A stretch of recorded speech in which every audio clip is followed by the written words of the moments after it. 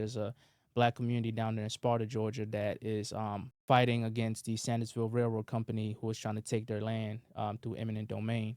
And we recently, actually, I was just up here in Fulton County, the Fulton County Superior Court this past Tuesday.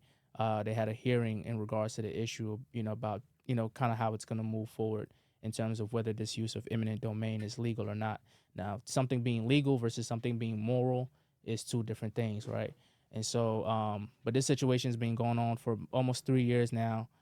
So we've been involved with that community, helping them fight that. We actually have a petition going, trying to raise awareness about it, because I think it's important that, particularly in rural areas, a lot of times people forget about folks down in the rural areas, not just in the United States, but across the world, right? So a lot of issues in rural areas go under the radar. And then another thing that we started recently was we started publishing a monthly newsletter called the New Vanguard. And we just kind of use that to publish all the stuff that we're doing, but also just kind of educate people on different things, kind of challenge certain social norms, talk about things like socialism and communism and why those things are not bad things, right?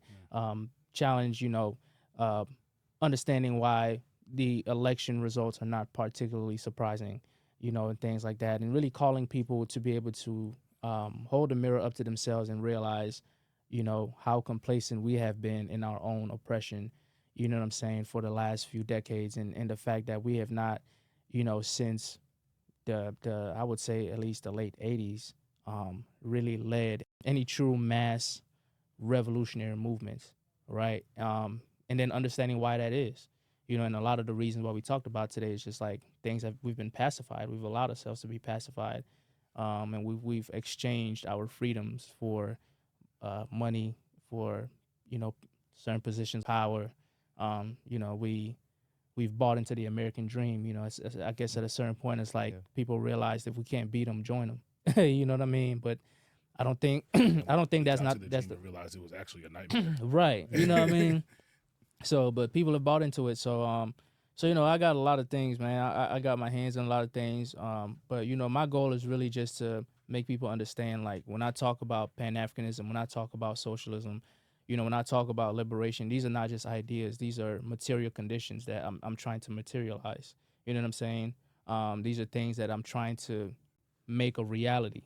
And so um, I'm trying to put in the work so that people see that it can be done. Something different is possible.